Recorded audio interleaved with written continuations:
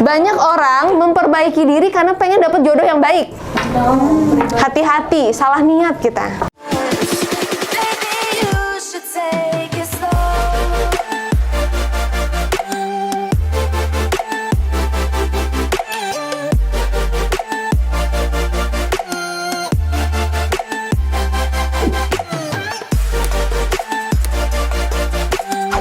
Kecemasan kita akan masa depan, kecemasan, ketakutan kita akan masa depan itu sangat bisa kita hadapi dengan kita memahami diri kita.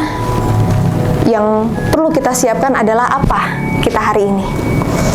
Hari ini kita mau berkontribusi apa? Apa nih kesiapan saya untuk menghadapi masa depan saya nanti? Jadi fokusnya pada solusi. Karena masa depan kita hanya bisa merencanakan ya teman-teman ya. Untuk masa depan kita hanya bisa merencanakan.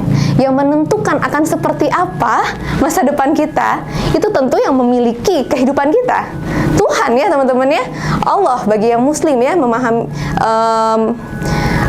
meyakininya adalah Allah kan seperti itu ya teman-teman ya. Kita meyakininya adalah Allah.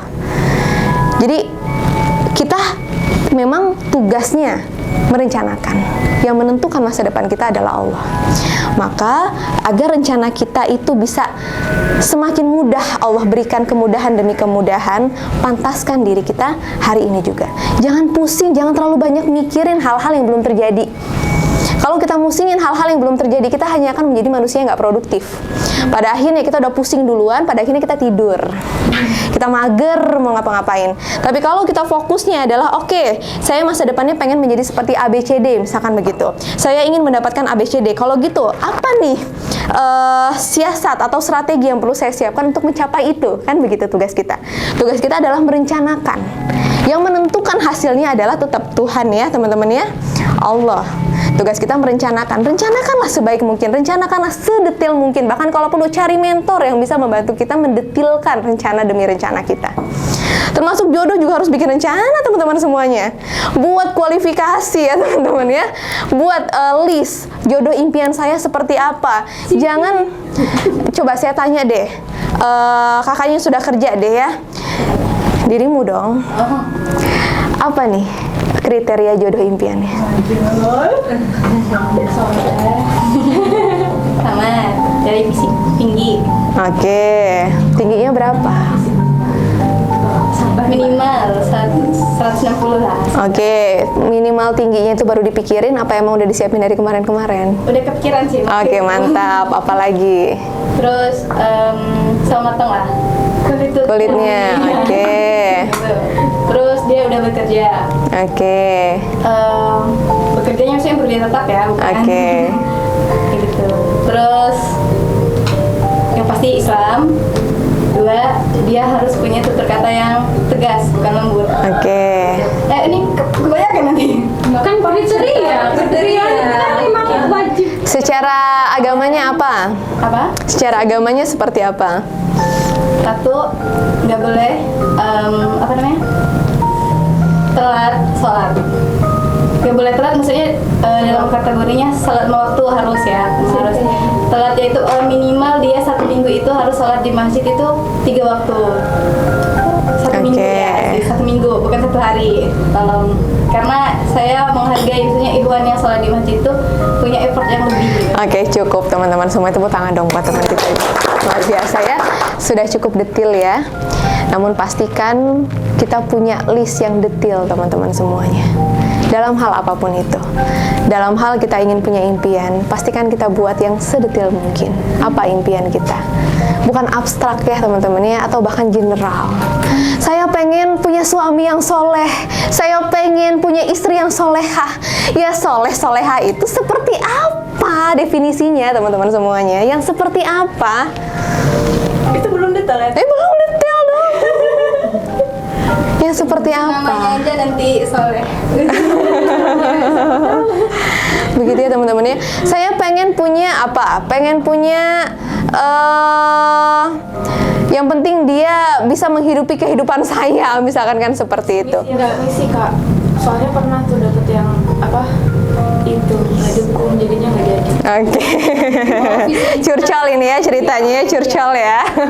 Oke teman-teman semuanya. Jadi apapun itu kita perlu bikin yang detail.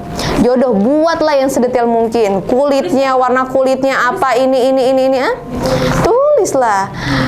Agamanya baik itu yang seperti apa? Misalkan menyayangi orang tuanya, menyayangi ibunya, rajin sholat 5 waktu, bahkan ke masjid setiap subuh. Kan itu indikator-indikator yang kita minta sebenarnya sama Allah. Itu ikhtiar kita tuh. Di sisi lain kita pantaskan diri kita. Kita juga mesti menjadi pribadi yang baik. Kita perempuan ya artinya kita harus menjadi wanita yang baik.